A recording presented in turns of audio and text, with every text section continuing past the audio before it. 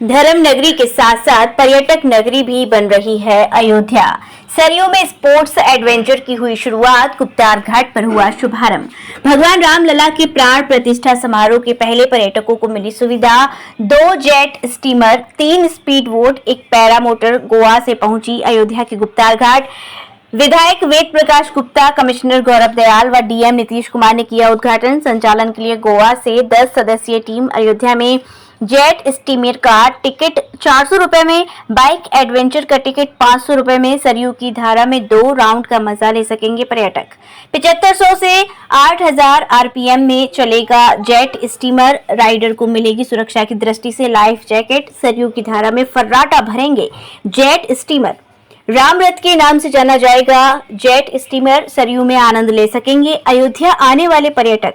Commissioner Gaurav Dayal व DM Nitish Kumar ने अन्य अधिकारियों के साथ स्पोर्ट्स एडवेंचर का लिया आनंद। इस मौके पर महेंद्र नृत्य गोपाल दास भी रहे मौजूद। किसने शुभारंभ किया है, चीफ गेस्ट आपके यहाँ कौन थे और क्या मैसेज देंगे इस कार्यक्रम के माध्यम से? हम लोगों का जो प्रोजेक्ट है वो पंचवटी द्वीप है, जो 75 एकड़ क्षेत्र में ये गुप्तार घाट से 2 किलोमीटर पे जो टीला है उसको पंचवटी द्वीप का नाम दिया गया है।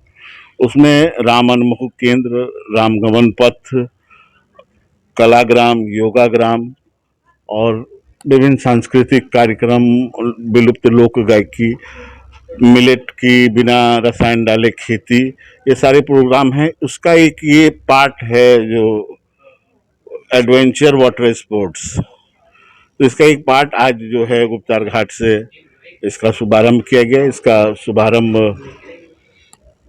महंत श्री नृत्य गोपाल दास जी महाराज के कर कमलों द्वारा हुआ और कमिश्नर गौरव दयाल जी, डीएम साहब, सांसद, विधायक, इन लोगों ने दीप प्रज्वलित करके इस कार्यक्रम का उद्घाटन किया। सर, जो एडवेंचर वाटर स्पोर्ट जो है ये सर कितनी बाइकें यहाँ पर आई हुई हैं और इसको किस तरीके से जो है चलाया जाएगा, सुरक्षा की क्या व्यवस्था है उसके बारे में? ये टेहरी डैम में के प्रोजेक्ट में अयोध्या बोट क्लब के बैनर तले इन लोग काम कर रहे हैं। तो ये जो पूरी टीम है टेहरी गढ़वाल से आई हुई है। इन लोगों के पास लाइसेंस प्राप्त हैं, लाइफ गार्ड्स हैं, जैकेट्स वगैरह पहनने के लिए देते हैं और विभिन्न स्की बोट कहते हैं, स्पीड बोट है, वाटर जेट स्की है और एटीवी है और वो जमीन पर चलने वाले को क्या कहते हैं, कहते हैं पैरा मोटर्स है। सेफ्टी के लिए क्या आपने? सेफ्टी के लिए उनके जैकेट्स हैं, उनके गार्ड्स वो खुद उनके पीछे रहते हैं जो सकुशल। कितने ट्रेनर्स होंगे? 10 नंबर। अच्छा, इसकी सर टाइमिंग सर क्या होगी और इसके जो टिकट है उस टिकट की प्राइस क्या है? अभी प्राइजेस वगैरह ज्यादा उन लोग बता सकते हैं। हम जो मोटा मोटा जानते हैं कोई 500 की, कोई 300 की, अलग अलग 10 क्षेत्रवासियों, जनपद वासियों और प्रदेश के वासियों को क्या मैसेज देना चाहते हैं आप?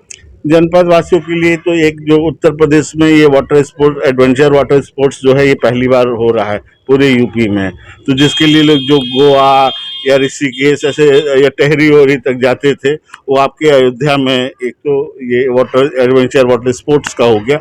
और दूसरा जो सबसे बड़ी बात हमारे इस प्रोजेक्ट से हो रही है कि लोगों को जो रोजगार का अवसर प्राप्त हो रहा है। जैसे नाविक हैं तो बहुत सारे टूरिस्ट आएंगे जो वहाँ तक जाएंगे, तो ये इन लोग जो लोकल नाविक की इतनी सारी नावें हैं यदा कदा चलती हैं, हम तो 25 से देखते हैं कुछ कुछ चला करती हैं। तो इन लोगों को भी एक अपना पैसा से लेके और वहाँ तक पहुँचाने का, टीले तक पहुँचाने का वो होगा, क्योंकि वहाँ जाने का माध्यम नाव ही है, दूसरा कोई माध्यम नहीं है।